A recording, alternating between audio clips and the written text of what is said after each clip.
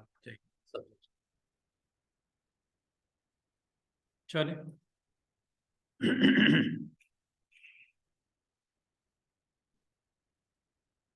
अच्छा, ये pseudo code, अगर आपसे स्टूडेंट्स पूछा जाए what is meant by pseudo code, तो pseudo code is a simple method of showing an algorithm.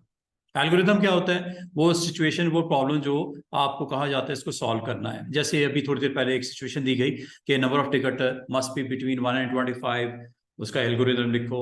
वो हमने कंट्रोल किया रेंज चेक के साथ कि n must be greater than equal to 1 and n is always less than 26। तो pseudo code के तहत आपने उसको बड़े अच्छे तरीके से इफ के साथ, डायमंड सिंबल के साथ फ्लो चार्ट में भी कंट्रोल किया, और इफ के साथ आपने सूडो कोड में भी उसको कंट्रोल किया। ठीक है, pseudo code is a simple method of showing an algorithm. It describe what the algorithm does by using English keywords इसमें यूज होते हैं, और बहुत उसमें काम के जो कीवर्ड्स हैं उसमें असाइनमेंट के लिए एरो की यूज होती है। फिर उसमें मैंने कहा कि जब आपसे समथिंग आपसे गेट करना है, ऑपरेटर से गेट करना है, तो इनपुट वर्ड के साथ वो वेरिएबल का नाम होता है। अगर आपने स्क्रीन पे शो करना है तो आउटपुट के साथ वो वेरिएबल या मैसेज जो कोड्स में दिया जाता है वो होता है। फिर अगर आपको कोई कंडीशन लगानी है, इफ के साथ आपने condition n is less then and n is greater than less then 125 and greater than 1, वो सारी कंडीशन इफ के साथ आप जो लगाते हो, इसमें इसका मतलब है it describe what the algorithm does by using. इसमें कुछ बड़े इंपॉर्टेंट इंग्लिश के कीवर्ड्स होते हैं जो आप यूज करने पड़ते हैं। हर एक की अपनी एक मीनिंग है।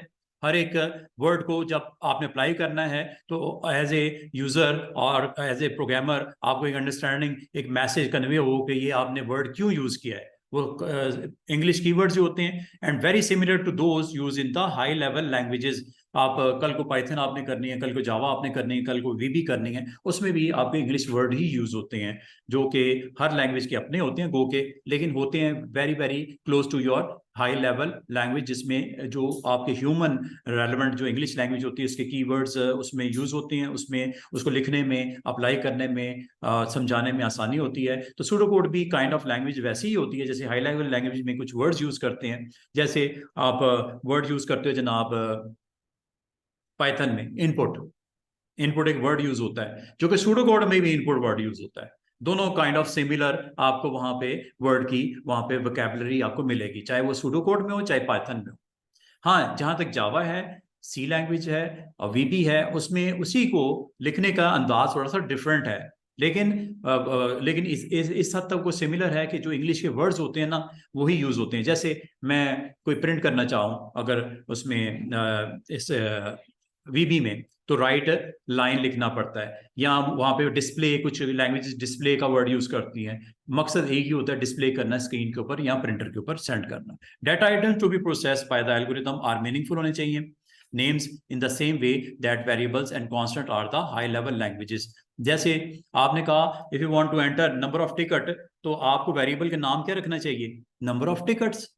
वैसे तो उसने एन यूज किया ऊपर फ्लो चार्ट में, और वहां पे प्रॉपर एक वर्ड यूज कर लेता नंबर ऑफ टिकट्स, तो मीनिंगफुल नेम होना चाहिए, जिससे एज ए ऑपरेटर आप काफी कंफर्टेबल हो कि मैंने ये वर्ड क्यों यूज किया है, ये वेरिएबल क्यों यूज किया है, इसने क्या कंटेन करना है अपने अंदर, जो वैल्यूज मैं इनपुट दूंगा नंबर ऑफ टिकट्स के लिए, तो उसका नाम क्या रख देना चाहिए मुनासिब। एन इज नॉट ए मुनासिब वर्ड, N is not a right variable name. N के बजाय आप उसका नाम रख देते नंबर ऑफ टिकट्स, वो बेहतर हो जाता। तो इसका मतलब यह है कि मीनिंगफुल होना चाहिए नेम्स को जो कि आप वेरिएबल को देते हो, तो बेहतर है कि वो मीनिंगफुल हो। एन रख दो, ए रख दो, बी रख दो, इससे वक्ती तौर पे शायद आपको इजी लगे कि मैंने बड़ा शॉर्ट सा एक वेरिएबल का नाम रखा है, लेकिन फॉर द लॉन्ग टर्म आपको वो याद रखना कि ये क्यों यूज किया गया है। नेम अगर उसका प्रॉपर रख दो, मीनिंगफुल हो जाए, तो वेरी गुड हो जाए। However pseudo code is not bound by the, ये इसने बता दिया, स्ट्रिक्ट सिंटेक्स रूल्स नहीं होते जो कि लैंग्वेजेस में होते हैं।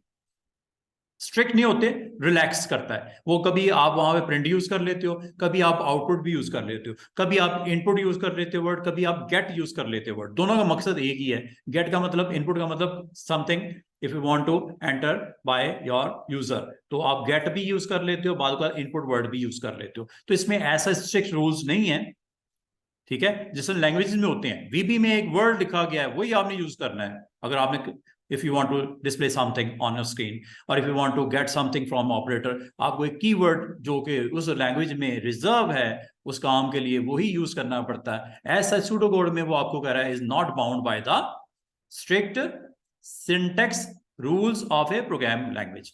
It does what its name says. It pretend to be programming code.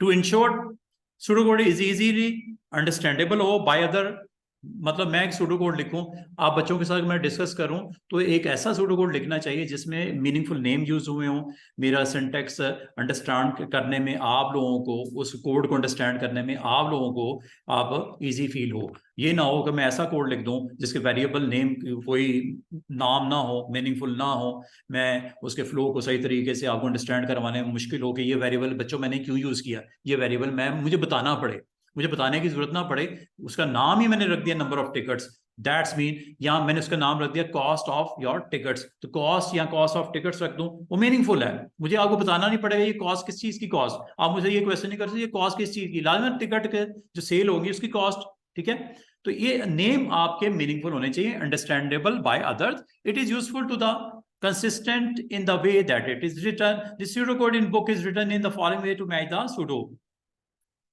ले जी, दूसरी बात, ये एल्गोरिथम आपको मोर इजीली अंडरस्टैंड करने के लिए ये 4 पॉइंट लिखे गए हैं, इनको आपने लाइफ टाइम के लिए याद रखिएगा। सूडो कोड जब भी लिखा जाएगा, a non proportional font is use through out. एक फॉन्ट आपने जो सूडो कोड के अंदर लिखने के लिए यूज करना है, वो आपने उसी के हिसाब से सेलेक्ट रहना है। ये ना हो कहीं एरियल यूज कर रहे हो, कभी टाइम न्यू रोमन यूज कर रहे हो, कभी कैलबरी यूज कर रहे हो, तो एक फॉन्ट के साथ ही आपने कोड लिखने की आदत रखनी है। जब भी कोड लिखा जाएगा उस एक फॉन्ट के साथ लिखा जाएगा।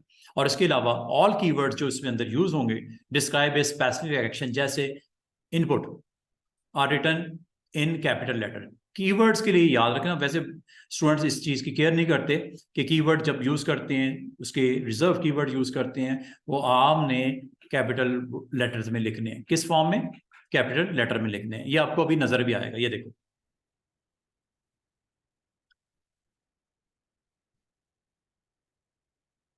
जैसे ये if capital then capital, output capital, else output end if capital. फिर नीचे आ जाओ, मजीद if capital then capital, output capital, else capital end if capital. मजीद नीचे आ जाओ, तो ये आपको यहाँ पे इफ और हो गया, अगेन कैपिटल, एंड कीवर्ड है again capital, then output, else output end if capital.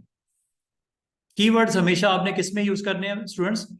Capital. जैसे ये output, input, if, then, else, if, then, ये कैपिटल में। ये आपने आज के बाद इसकी आदत बना लोगे, आपके लिए अच्छा हो जाएगा, मिक्सअप नहीं होगा कोड, ठीक है। तो सबसे पहले इसने ये बोला कि सूडो कोड जब भी लिखना है, ये इसके कुछ रूल्स बता रहा है आपको। रूल्स ये है कि आपने कीवर्ड्स को जब भी यूज करो, जैसे इनपुट एग्जांपल दिया है कैपिटल लेटर्स में। तीसरा रूल याद रखना, all name given to data items and subroutine start with capital letter. Start with capital letter. जो भी डेटा आइटम्स है, डेटा आइटम्स का मतलब बच्चों क्या होता है? वेरिएबल्स। जैसे एज, एज का ए कैपिटल लिख दो। जैसे नेम, नेम का एन कैपिटल लिख दो। पहला लेटर कैपिटल लिखना, not all the letters of that word, ठीक है। डेटा आइटम्स जिसे वेरिएबल भी बोलते हैं, कॉन्स्टेंट्स हो गए, वेरिएबल्स हो गए, आपने हमेशा इसका पहला लेटर कैपिटल लिखना है। सब रूटीन भी बताता हूं आपको, पहला लेटर कैपिटल लिखना है, start with the capital letter. जबकि इसमें क्या बताया गया? Keywords always, all the letter must be capital. Number 1, जो डेटा आइटम्स या वेरिएबल होंगे या सब रूटीन मॉड्यूल जो होंगे, उसका पहला लेटर कैपिटल लिखना है। नंबर 3, जब कभी कंडीशंस लगेंगी, इफ वगैरह, केस, इफ या लूप लगेंगे, फॉर, नेक्स्ट, रिपीट, अनटिल, जो कि रिपीट करने के लिए सिलेक्टेड स्टेटमेंट्स, इनको जब भी लिखना है 2 स्पेसेस इंडेंट करनी है। क्या मतलब है स्टूडेंट्स? ये देखिएगा, जैसे यहाँ पे इफ आप देखोगे, जैसे इफ आएगा आप गौर कीजिएगा, उसके अंदर की स्टेटमेंट 2 स्पेसेस इंडेंट, इसके बाद ये 2 स्पेसेस इंडेंट, ये एल्स है, इसके बाद जो स्टेटमेंट है इसके इनसाइड 2 स्पेस इंडेंट। यहां पे देखो केस 2 स्पेस इंडेंट, और ये जब क्लोज होगा उसी लाइन में एंड केस, ये देखो।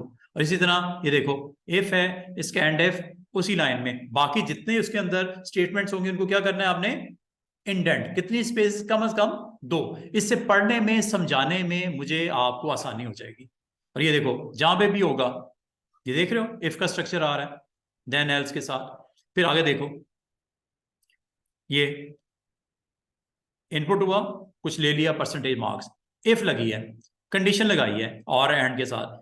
इसके अंदर की स्टेटमेंट 2 लाइनें, सॉरी 2 लाइनें, 2 स्पेसेस इंडेंट। इसके बाद होना क्या है? जो होना है वो 2 स्पेसेस इंडेंट। इसके बाद भी क्या? इसके बाद भी 2 आगे। कौन सी वाली? जो देन लिखा है। हाँ, वो 2 देखो मेरी बात सुनो, इस कंडीशन को जब चेक किया जाएगा क्या होना है, देन व्हाट टू डू।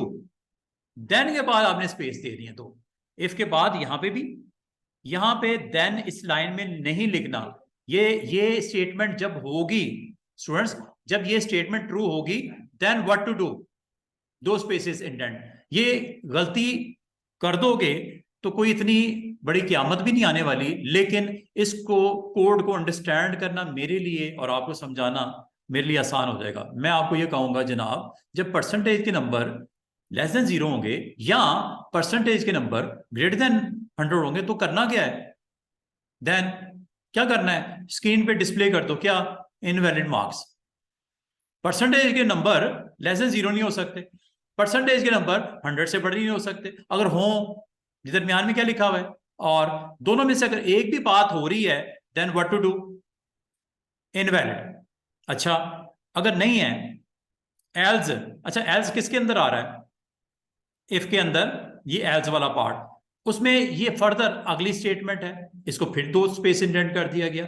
इस कंडीशन को चेक करने के बाद जो करवाना है उसको फिर 2 स्पेस इंडेंट कर दिया गया। इसमें जो करवाना है उसका आउटपुट फिर 2 स्पेस इंडेंट के साथ आपने लिख दिया। अब ये इफ के साथ, ये इसका एल्स पार्ट है, इस इफ का एल्स पार्ट है ये, इसको फिर इंडेंट कर दिया गया और ये आउटपुट आ गया। और ये एंड इफ हुआ किसका स्टूडेंट्स? इसका। एक एंड इफ ये भी है। इंडेंटेशन से मुझे पता चला ये एंड इफ इसका है, मतलब ये सारी लाइनें इसके अंदर हैं। इफ के अंदर कितनी लाइंस हैं ऊपर वाले? 1 2 3 4 5 6 7 8 9 लाइंस हैं। कैसे पता चला? अगर ये इंडेंटेशन ना की होती आप बता ही नहीं सकते थे। मैं मिस्टर हादी को पूछता हूं कि यार ये इफ स्टेटमेंट में जो कंडीशन चेक हुई ऊपर टॉप पे, इसके अंदर कितनी स्टेटमेंट्स हैं? ये कहेगा सर 1 2 3 4 5 6 7 8 स्टेटमेंट्स हैं। और इसको क्लोज किया गया किसके साथ? एंड इफ के साथ। लेकिन मैं कहूंगा यार इसके अंदर एक और इफ भी लगी हुई, आपको हाँ बिल्कुल लगी हुई है, वो ये है, इसका एल्स पार्ट ये आ गया और इसका एंड इफ ये हो रहा है। एक ही चीज में है, नजर आ रहा है ये इंडेंटेशन से आपको अंडरस्टैंड करने में, स्टेटमेंट को समझने में आसानी हो जाएगी। इसका मतलब है ये इंडेंटेशन मस्ट होती है। इसको मैं दोबारा से एक्सप्लेन करता हूं थोड़ी देर में। अभी मैं दोबारा आपको कनेक्ट करता हूं आपके लेसन के साथ। तो इसका मतलब है, रूल याद रखना आपने सूडो कोड का, 4 चीजें याद रखनी है। एक तो फॉन्ट की एस हमें इसको इग्नोर कर दो, बाकी 3 चीजें याद रखनी। क्या? All keywords are written in capital letter. Input output, हाँ, वो जो भी हैं इनपुट आउटपुट इफ ये वो सारे कैपिटल लेटर्स होंगे। दूसरा, जो नेम्स यूज होंगे ना उसके अंदर, वेरिएबल जिसे बोलते हैं, कांस्टेंट जिसे बोलते हैं, वो आपका डाटा आइटम जिसे बोलते हैं, वो आपका पहला लेटर कैपिटल होगा। वो पहचान होगी कीवर्ड और इसके दरमियान में। आप कहोगे सर ये कीवर्ड है या कोई वेरिएबल है? मैं कहूँगा यार इसको तरीका होता है लिखने का। क्या? कीवर्ड लिखना है हमेशा कैपिटल में, पूरा वर्ड कैपिटल में लिखना है, इनपुट हो गया। और अगर वो वेरिएबल है उसका पहला लेटर कैपिटल लिखना है, बाकी सारे स्मॉल लिखते हैं। एज है, नेम है, फर्स्ट नेम का एफ, ठीक है, लास्ट नेम का एल, वो आप लिख लो, ठीक है। पहला लेटर कैपिटल लिखो, बाकी नहीं लिखना। तीसरी चीज, जब कंडीशन लगी हो, इफ वगैरह लगी हो, लूप लगे हो, रिपीट अंटिल वगैरह, तो उसका एक काम करना, जो उसके अंदर यूज होंगी ना स्टेटमेंट्स, 2 स्पेसेस इंडेंटेशन मस्ट है।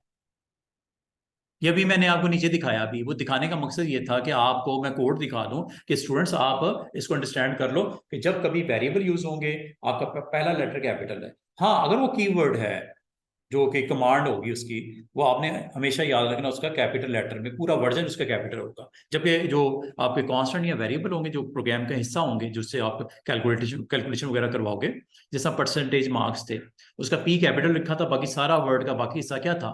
स्मॉल में लिखा हुआ था, ठीक है।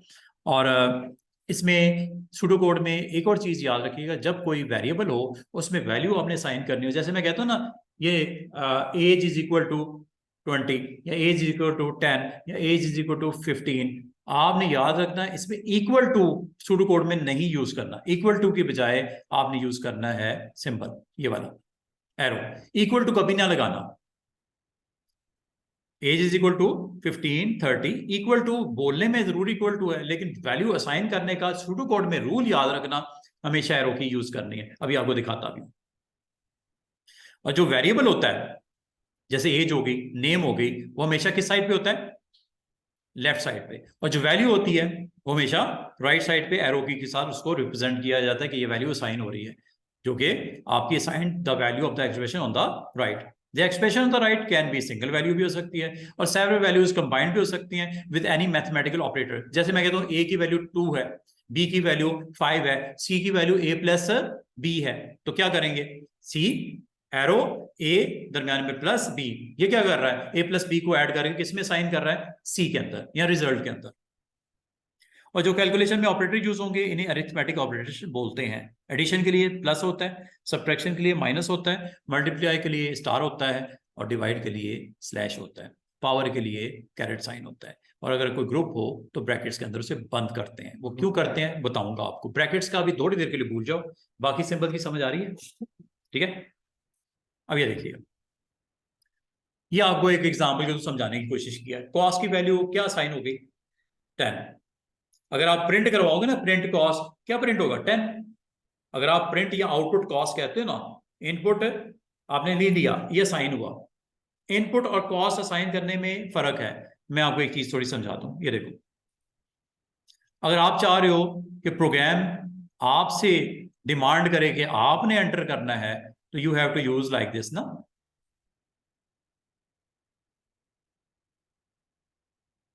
Input cost. 2 मिनट के लिए भूल जाओ, ये नहीं है। इसका मतलब ये क्या कह रहा है कमांड? आपने एंटर करना है, जो वैल्यू स्टोर होगी किस में होगी? उसका वेरिएबल का नाम क्या है? कॉस्ट। और कॉस्ट की देख रहे हो सी कैपिटल है, बाकी सारे स्मॉल में है। यही आपको रूल बताया है कि जो वेरिएबल होते हैं, जो डाटा आइटम्स होते हैं, वो उनको हमेशा फर्स्ट लेटर आपने उसका कैपिटल लिखना है, बाकी लिखने की जरूरत नहीं है। लेकिन आप कहोगे सर अगर ना लिखूं तो क्या होगा? कुछ भी नहीं होना, कोई मसला नहीं है। लेकिन अगर आप लिख दोगे तो आपको एज ए जो है प्रोग्रामर अपनी टीम को, क्योंकि एक रूल है ना, सबके लिए एक स्टैंडर्ड सेट कर दिया गया है। जब कभी सूडो कोड लिखना है, मैं आपको पांचों को, छठों, 6 के 6, 10 के 10 स्टूडेंट को कहता हूँ यार, जब भी सूडो कोड लिखना है, जब भी वेरिएबल हो, पहला लेटर कैपिटल लिखना। उसके बाद अगर सब लोग इसको फॉलो करोगे तो एक दूसरे को जब कोड आप पास ऑन करोगे, आपको पता होगा यार ये कोड क्या कर रहा है, ये इसका मकसद क्या है, ये इसके वेरिएबल का नाम कॉस्ट क्यों रखा है। मीनिंगफुल बोला था ना, मीनिंगफुल।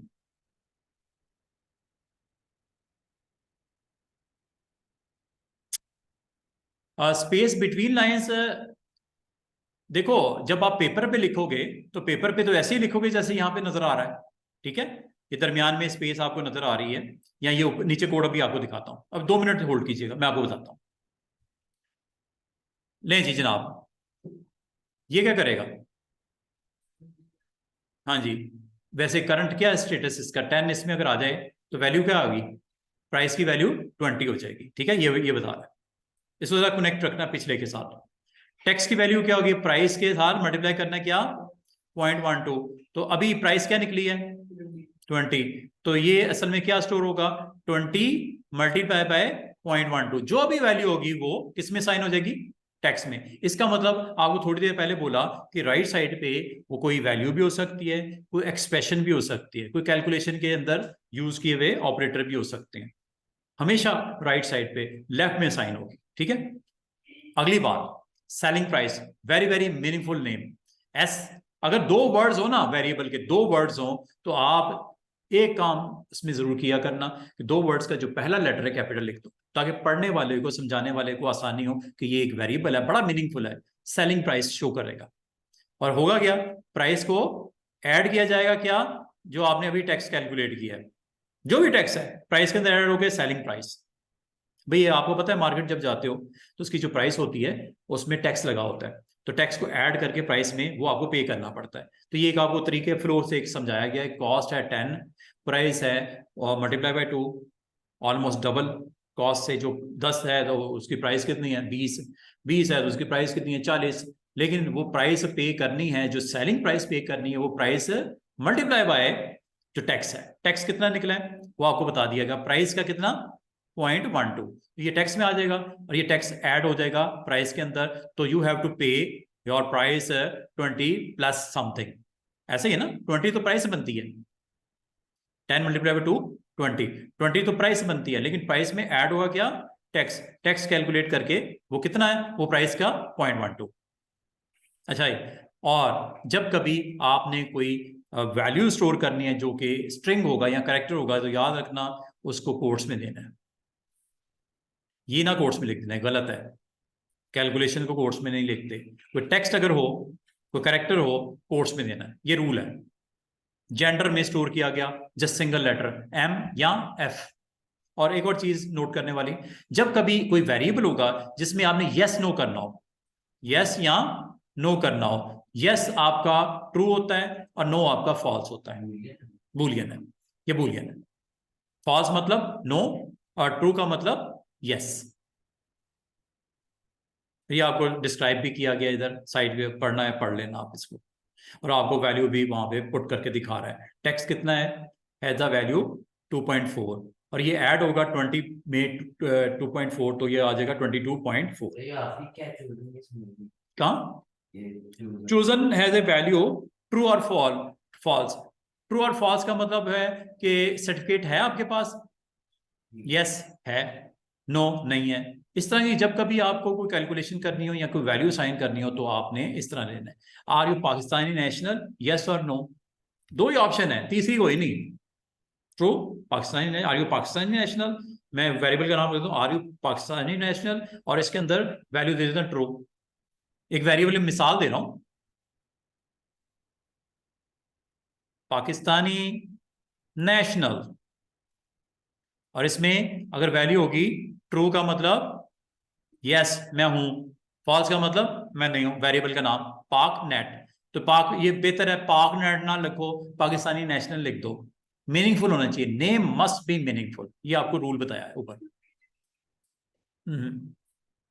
सूडो कोड में ट्रू पूरा लिखना है। T is not A meaningful value, ठीक है। वैल्यू भी मीनिंगफुल होनी चाहिए, वेरिएबल का नाम तो मीनिंगफुल है, जो वैल्यू है वो भी मीनिंगफुल हो। टी लिखने से पता नहीं चलेगा है क्या। You have to use full version of T true, not single letter. अब ये देखो एक्टिविटी आप लोगों के लिए, what values will the following variable, what values will the following variable have after the assignment have been completed। Amount की value क्या होगी, नजर आ रही है 100, गुड। टोटल प्राइस की वैल्यू क्या होगी after making calculation, 3.5 multiply by 100 you will get total price. Discount के अंदर क्या स्टोर हुआ 0.2। फाइनल प्राइस क्या होगी, टोटल प्राइस जो यहां से निकलेगी माइनस टोटल प्राइस। अच्छा, अब मुझे, आपको पता है ना रूल है मैथ का, अगर आपने ब्रैकेट ना लगाई हो, अगर ब्रैकेट लगा दो तो इट इज वेरी गुड। आपको पता लग रहा है कि पहले you have to solve this value then subtract from this one, ऐसे ही है, ठीक है। अगर आप ग्रुप को रिप्रेजेंट करते हो, अगर आपको कंफ्यूजन है you have to use brackets, अगर कोई कंफ्यूजन है। वैसे मैथ के स्टूडेंट को ये बताने की जरूरत नहीं है कि ये ना करना, टोटल में से पहले माइनस करना टोटल प्राइस, फिर उसको मल्टीप्लाई करना। No, you have to multiply first and then subtract from total price, you will get what, final price, ठीक है ना। टोटल प्राइस जो भी है अमाउंट के साथ मल्टीप्लाई होकर 100 के साथ जो भी आई है, उसमें से माइनस क्या करना है, जो डिस्काउंट है उसको उसके साथ मल्टीप्लाई करके, इस वैल्यू के साथ मल्टीप्लाई करके, then you have to minus from this one. ये इस तरह है जिस तरह अभी आपको बोला कि प्राइस है 20 और डिस्काउंट है 20%, प्राइस है 20 माइनस क्या, प्राइस मल्टीप्लाई बाय 0.2, यही होता है ना, 20 मल्टीप्लाई बाय 0.2 20%। तो ये आपने इसमें से माइनस करना है, तो फिर आपके पास फाइनल वैल्यू आ जाएगी, फाइनल प्राइस आ जाएगी। डिस्काउंट को माइनस करने के बाद। ऐसा ही है ना, ऐसे ही किया हुआ है जो आपको मैं मिसाल में समझा रहा हूँ। जहां तक कोई आपके पास टेक्स्ट है, चाहे वो आपने लिखा था FM या निकी लिखा है, ये कोट्स में लिखना है, कोट्स में लिखना है। और अगर आपने कोई वेरिएबल जो कि नेम है इसके साथ कुछ कॉन्कैटिनेट करवाना है, you have to use plus. Hello, hello is a text, quotes में लिखा, प्लस क्या होगा, जो नेम है, ये पता क्या प्रिंट होगा, हेलो निकी। ये कहां से आया, यहां से, हेलो प्लस। स्टूडेंट याद रखना, प्लस ने प्लस नहीं करना, प्लस ने प्लस नहीं करना, बल्कि ये प्लस इसमें किस लिए यूज हो रहा है, ज्वाइन करने के लिए, जिसे टेक्निकली बोलते हैं कॉन्कैटिनेट करना। प्लस मतलब ज्वाइन करना, किसके साथ, हेलो एक वर्ड है स्पेस के साथ, हेलो स्पेस भी है दरमियान में, हेलो स्पेस निकी। ये प्लस ने क्या किया, दो डिफरेंट जो वैल्यूज हैं उनको आपस में क्या कर दिया, ज्वाइन। एक प्रॉपर मैसेज है, दूसरी तरफ एक वेरिएबल है जिसका नाम क्या है, नेम। नेम वेरिएबल में क्या स्टोर हुआ है, निकी। तो हेलो निकी, ये आएगा फाइनल रिजल्ट। और इसमें प्लस यूज होगा किस लिए, ज्वाइन करने के लिए दो डिफरेंट वैल्यूज को। अगली बात, कंडीशनल स्टेटमेंट क्या होती है। जब आपको डिफरेंट एक्शन परफॉर्म करने हो according to the values of the variable, conditional statement can be used to decide which action should be taken. जैसे कंडीशनल स्टेटमेंट दो तरह की होती हैं। पहली होती है इफ देन एल्स, दूसरी होती है जी case of otherwise end case. ये दो तरह के स्ट्रक्चर याद रखना। कंडीशनल स्टेटमेंट जिसे सिलेक्शन स्टेटमेंट भी बोलते हैं, इसका अदर नेम भी याद रखना, सिलेक्शन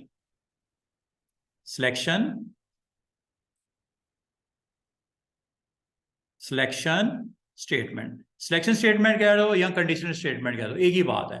इसके ऊपर डिसाइड होता है कि किस डायरेक्शन में जाना है। ये देखो, if age value is less than 18, then what to do, you have to print what, child, otherwise adult। इसका मतलब अगर मैं यहां पे वैल्यू दे दूं एज में, यहां पे वैल्यू दे दूं 20, क्या प्रिंट होगा, एडल्ट। और यहां पे अगर वैल्यू दे दूं 17, तो फिर क्या प्रिंट होगा, चाइल्ड। इसका मतलब है इस वैल्यू के ऊपर डिसीजन मेकिंग हो रही है। इस वेरिएबल के अंदर जो भी वैल्यू कंटेन होगी वो इस कंडीशन को चेक करेगा। अगर वो कंडीशन को मेट करता है then true part is this one और this one is false part.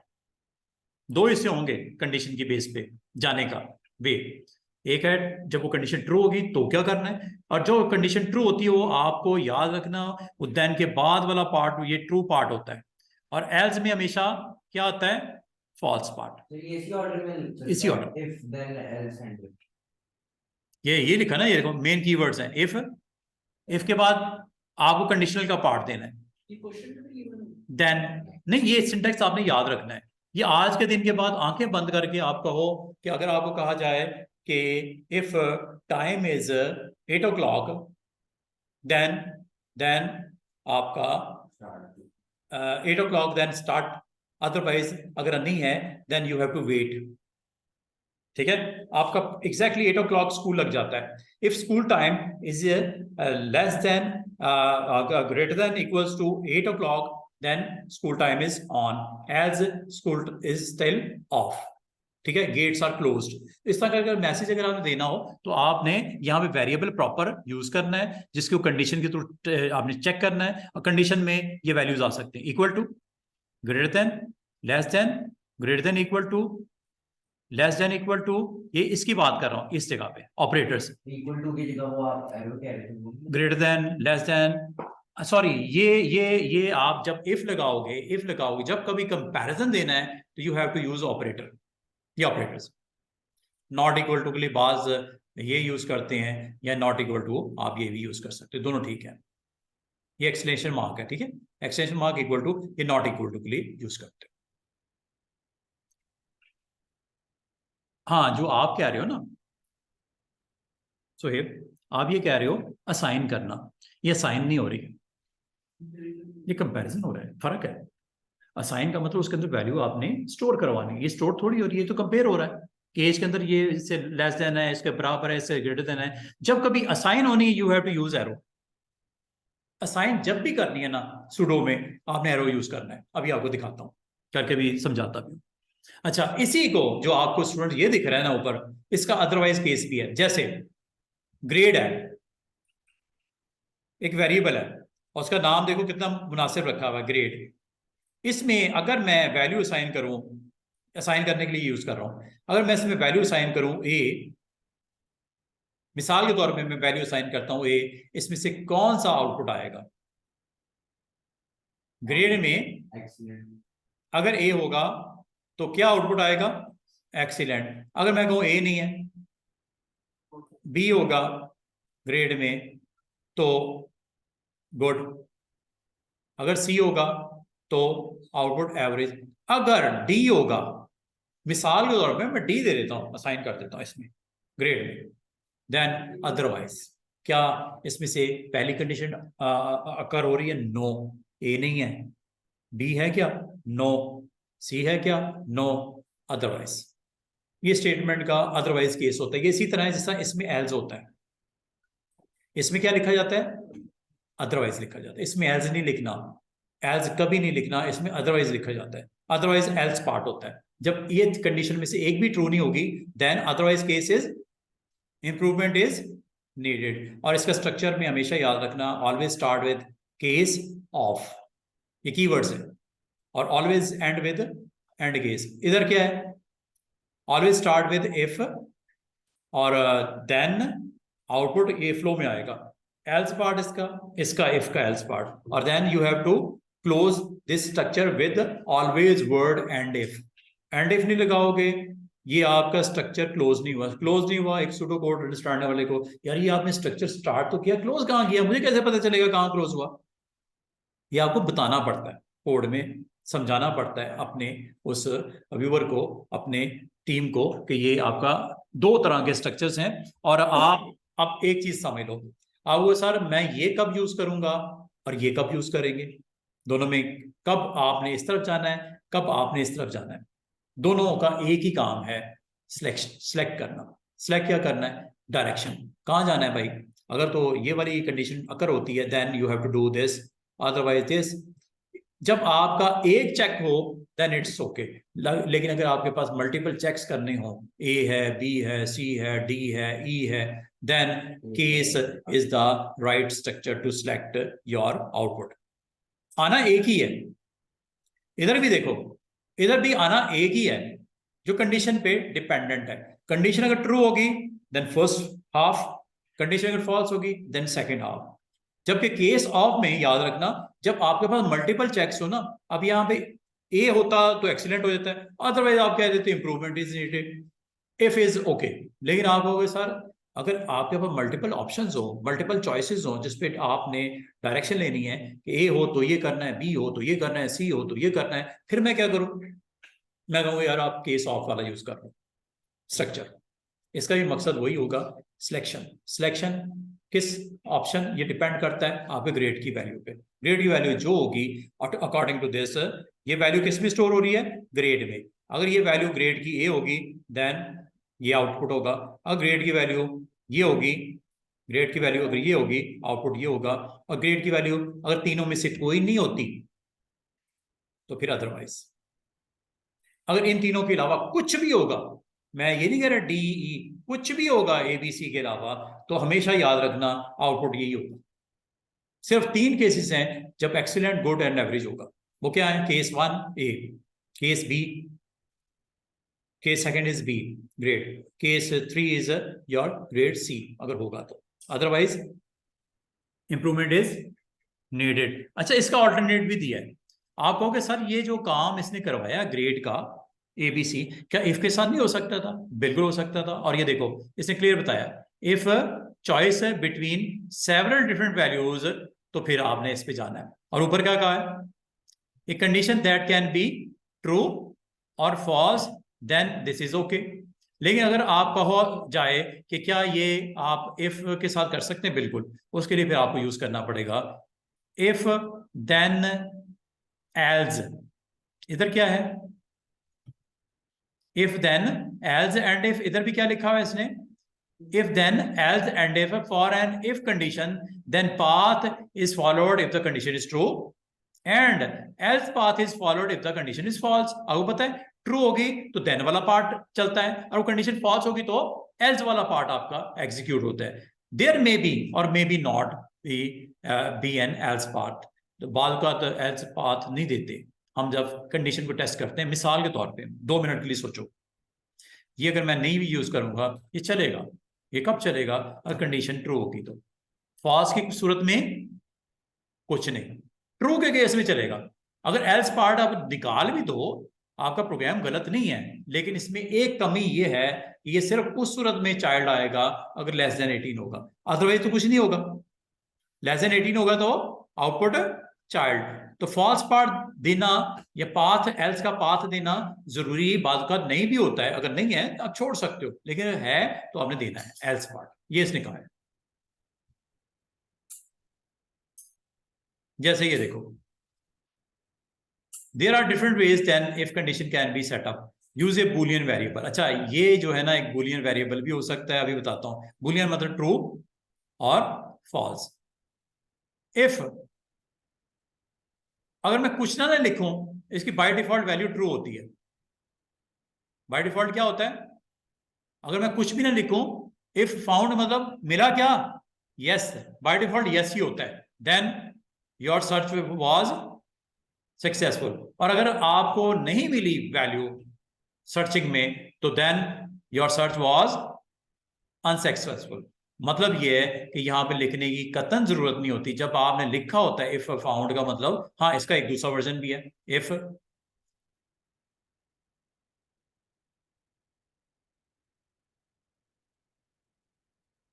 इसका मतलब क्या स्टूडेंट बता सकते हो? फॉल्स। ये क्या बता रहे हैं? If not found. नॉट क्या करता है? जो करंट स्टेटस होता है उसको रिवर्स कर देता है। ये बूलियन अलजेब्रा याद है जो थोड़े दिन पहले पढ़ा था। नॉट क्या करता है? नॉट हमेशा जो करंट वैल्यू होती है उसको क्या कर देता है? पलट देता है। नॉट फाउंड का मतलब क्या हो गया?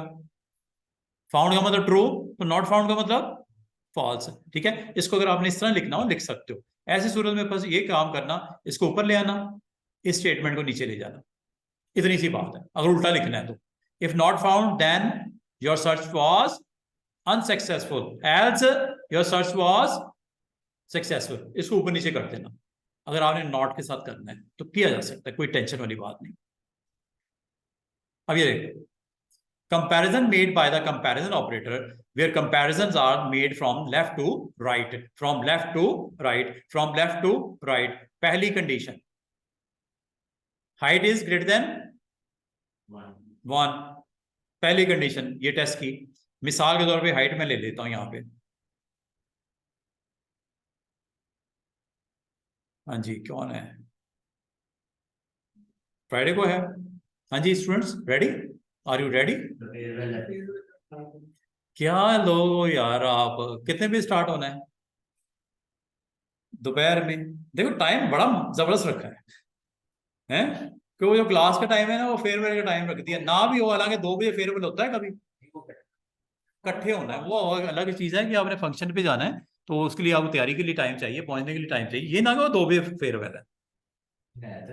अच्छा, तो फिर इस फ्राइडे को नहीं है? फ्राइडे को आना भी है कि नहीं आप लोगों ने? लाजमी तो आप तो नहीं आओगे। चले फ्राइडे को हम लोग ऑन रखेंगे। प्रीवियस जो हमारे कुछ कंफ्यूजन अगर आप में से किसी को जो फेयरवेल में नहीं जा रहे हैं उनके लिए 2:20 पे फ्राइडे को ऑन होगा हमारा। ठीक है, क्या बात? सैटरडे को? सैटरडे को टेस्ट ले लो। वो टेस्ट से क्यों? वो टेस्ट से ऐसे भागते हो जैसे पता नहीं क्या मसला है। सैटरडे को टेस्ट दे देना। मैं आपको एक चीज बताऊं, आपको एहसास नहीं हो रहा कि टाइम बड़ा कम रह गया और आप लोग सीरियस नहीं हो रहे। मैं सही बता रहा हूँ। मुझे बड़ा एक दिन भी मैं नहीं है आपका लिया ना कल, मुझे बड़ा शिद्दत से एहसास हुआ यार आपका टाइम हालांकि है वो 40 मिनट्स, लेकिन 40 मिनट्स भी आपके वहां पे ज़ाया हुए हैं। मुझे बड़ा शिद्दत से एहसास हो रहा है कि 40 मिनट्स आपके ज़ाया नहीं होने चाहिए थे, लेकिन आप लोगों को एहसास ही नहीं होगा तो कोई मसला नहीं। अच्छा, मोहम्मद हनीफ। मोहम्मद हनीफ, आप टेस्ट दे देना फ्राइडे को, मैं आपको टेस्ट दे दूंगा इंशाल्लाह। अच्छा जनाब, दोबारा से देखिएगा, हाइट की वैल्यू मैं असाइन कर देता हूं, अभी थोड़ी देर में बताता हूं। एक वेट है, वेरिएबल बड़ा मुनासिब सा वेट है, एच टी के साथ वेट है, इसको भी साइन कर देता हूं यहाँ पे, एक वैल्यू अभी देते हैं। और थर्ड वेरिएबल है एज। वेरिएबल का नाम रख रहे, देख रहे हो कैसे ले रहा है, एज का ए कैपिटल, वेट का डब्ल्यू कैपिटल, एच का, हाइट का एच कैपिटल। अच्छा, मैं यहाँ वैल्यू साइन करूंगा, आपसे मैं पूछूंगा कि क्या आपका देन वाला पार्ट एग्जीक्यूट होगा या एल्स वाला। मिसाल के तौर पे हाइट दे देता हूँ 2, वेट दे देता हूँ 21 और एज दे देता हूँ 60। मुझे बता सकता है आप में से कोई, ये सिर्फ जेन में रखना, और है, और यहाँ पे एंड है, और यहाँ पे आउटर ब्रैकेट इसकी इसके साथ लगी हुई है। ये जरा ध्यान से आंसर कीजिएगा, ये हाइट की वैल्यू यहाँ पे क्लोज हुई है, और के बाद हाइट की वैल्यू यहाँ, वेट की वैल्यू स्टार्ट हुई है और ये क्लोज हुई है, और ओवरऑल ये दो कंडीशन के दरमियान में और है, then it will check these two condition, और इनके दरमियान में एंड है। जरा सोच समझ के बताना, आंसर करना। देन में क्या आएगा, देन आएगा एल्स आएगा, कंडीशन ट्रू हो रही है फॉल्स हो रही है। इतनी आराम से नहीं कहते ना देन आएगा। ट्रू है, कि height is greater than 1 true, और weight is greater than 20, true, इसका मतलब ये तो ट्रू देगा, ये वाला हिस्सा। एंड आप इस साइड पे आ जाओ, राइट साइड पे, एज की वैल्यू चेक करो, less than 60, that's mean true, true. ये ट्रू, इधर से भी ट्रू, दरमियान में क्या है, एंड। एंड क्या कहता है कि आपके एंड के लेफ्ट वाला पार्ट भी ट्रू दे, एंड के राइट वाला पार्ट भी ट्रू दे, देन एंड। अच्छा, मजे की बात, अगली बात भी है, एंड अभी बात खत्म नहीं हुई, and age is greater than 5। 60 greater than 5 years. Yes, good, then you can Right. Ride, then you can ride. अब 2 मिनट के लिए अज्यूम करो, यहां पे मैं 76 दे देता हूं। अब मुझे बताओ Else, sir. नहीं, Else? else आएगा। अच्छा, यहाँ पे 60 ही रहने दो, 2 मिनट के लिए दोबारा से सोचो, 60 रहने दो। हाइट में यहाँ पे दे देता हूँ 1। सोच समझ के बोलना। Else, sir. ए 60 है, ए 60 है, क्या age is between 70 and 5? 60 70 and 5 के दरमियान में है ना। ये तो हो गया, इधर का मामला तो ठीक है, राइट साइड। लेफ्ट वाले हिस्से में आओ, क्या हाइट इज ग्रेटर देन 1 मैंने दे दिया, No. नो, ये तो बात गलत होगी। और क्या वेट इज ग्रेटर देन 20? अच्छा जी, मैं इसको कर देता हूँ 11। अब else आएगा। पहले भी एल्स आ रहा था ना ना ना ना ना ना, पहले एल्स कैसे आ रहा था, 21 पे एल्स कैसे आ रहा था बताओ। इन दोनों में से अगर एक भी ट्रू है तो ट्रू है, नहीं, क्या क्या? इन दोनों में से अगर एक भी ट्रू है तो ये वाले हिस्से ने ट्रू देना है, दूसरा हिस्सा इधर वाला है, और है ना दरमियान में। और का मतलब ये वाली कंडीशन ट्रू हो जाए या ये वाली हो जाए, हाँ दोनों गलत होती हैं तो फिर फॉल्स पार्ट में जाना ही जाना है, क्योंकि दरमियान में एंड है। इधर वाला मामला ठीक था, इधर वाले को चेक कर रहे हो, दोनों में से एक ट्रू है, जब आपको सर दोनों ही ट्रू नहीं है तो ये फॉल्स, ये फॉल्स। एंड दरमियान में आपको पता है एंड का ट्रुथ टेबल याद करो, 1 1 दोनों true, then it will give you output true. याद है ट्रुथ टेबल एंड का, एंड का ट्रुथ टेबल क्या था, 0 0 मतलब ये भी फॉल्स ये भी फॉल्स, कंडीशन फॉल्स वाला हिस्सा, 0 1 0 अगेन फॉल्स, 1 0 1 0 अगेन फॉल्स, 1 1 इधर 1 मतलब ट्रू, इधर भी 1 true, then it will give 1 1 मतलब ट्रू, 0 मतलब फॉल्स। तो ये एज ए होल आपको रिक्वायर्ड होगा, कोई ब्रैकेट लगी हुई बाहर, इसको चेक करना है एज ए होल, ये ट्रू होना चाहिए इनमें से एक। हाँ दोनों ही फॉल्स होती हैं, देन ये फॉल्स हो गई, दरमियान में एंड लगा हुआ है, और इधर से भी अगर आपका ट्रू आ रहा है क्योंकि आपने 70 से कम और 5 से बड़ी अगर दी हुई एज, तो ये ट्रू आएगा।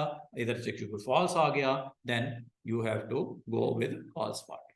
हाँ इधर से ट्रू आना चाहिए, इधर से ट्रू आ गया, इधर से भी ट्रू है, देन क्या, किस बच्चे को समझ नहीं आया? ट्रुथ टेबल वही वाला, एंड वाला। एंड क्या कहता है कि इस सेगमेंट और इस सेगमेंट दोनों जब ट्रू होंगे तो ट्रू पार्ट, अगर इस सेगमेंट में से फॉल्स आ गया या इधर से फॉल्स आ गया या दोनों तरफ से फॉल्स आ गया, देन जीरो, फॉल्स। हाँ जी फातिमा, जो समझ आई थी वो भी चली गई। ये देखो, ये ब्रैकेट लगी हुई है, ये इसके साथ मैच करनी है। इस दोनों हिस्सों में से एक ने ट्रू होना जरूरी है, क्योंकि और है दरमियान से।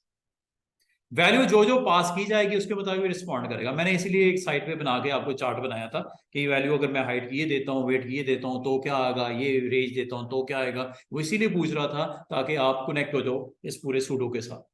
सूडो कोड में एक चीज को क्लियर किया गया कि जो राइट करने के लिए एलिजिबिलिटी क्या है कि your height must be greater than 1 और your weight must be greater than 20, दोनों में से एक। And age must be between 5 and 70। और ये होगा तो आउटपुट यू कैन राइट। अगर मिसाल के तौर पे एज है किसी की 3 साल, हाइट 1 है, वेट 21 है, क्या वो है? यू कैन राइट एज 3 है, मिसाल के तौर पे एज 3 है। इधर वाले हिस्से में ओके हो गया, इधर वाले हिस्से में आके देखा age is less than 70, yes 3 is less than 70 and age must be always greater than 5। नहीं है, 3 is not greater than 5, that's why false. और मैसेज पता क्या आएगा? Too small.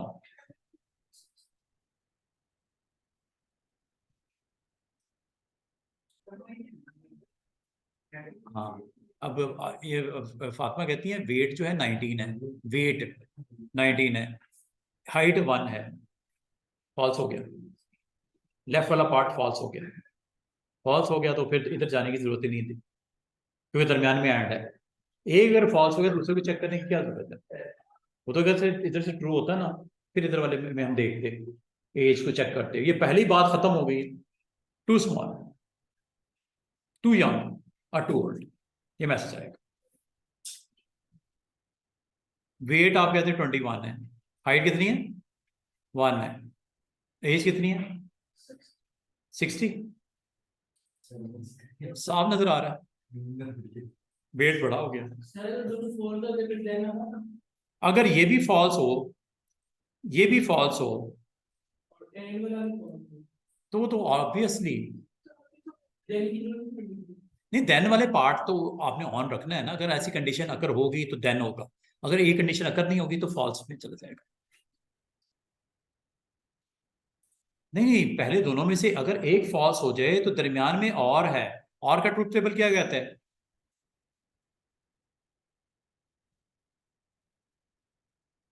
और का ट्रुथ टेबल याद है ना? और का ट्रुथ टेबल क्या कहता है? ये दोनों अगर फॉल्स होंगी तो फॉल्स, अगर इन दोनों में से एक भी ट्रू है तो इन दोनों में से अगर एक भी ट्रू है तो ट्रू, दोनों ही फॉल्स होंगे तो फिर फॉल्स। फिर आगे जाके देखने की जरूरत नहीं है, वे दोनों ही फॉल्स हो गई फिर ट्रू। फिर आगे चेक करो, आगे फिर एज को चेक करना है, और age must be between 5 and 70। Truth table mind में रखना है। ये ट्रुथ टेबल वाला सीन अगर किसी को क्लियर है ना तो इसको अंडरस्टैंड करने में डिफिकल्टी नहीं होनी चाहिए। ठीक है जी। और ये ऑपरेटर्स हैं जनाब जो मैंने आपको थोड़ी देर पहले बताए, ये सारे ऑपरेटर याद रखना, सूडो कोड में यूज होते हैं। नॉट इक्वल टू के लिए ये होता है ऑपरेटर, ये वाले को यूज नहीं करना। बाद में ये होता है लेकिन ये आपने यूज नहीं करना। नॉट के लिए ये ऑपरेटर यूज करना है। हाँ बिल्कुल करते हैं, क्यों नहीं। ये बुक में जब आपको एक चीज बता दी गई है, आपने उससे आउट होके कुछ नहीं लिखना, आपने इसी के अंदर रहना है, बुक के अंदर टेक्स्ट बुक को फॉलो करना है अगर नंबर लेने हैं तो। और इससे थोड़ा सा भी 19-20 आगे पीछे हो गए गड़बड़ हो गए। बाकी ये ऑपरेटर अभी मैंने आपको यूज करना सिखाए, एंड और यहाँ पे।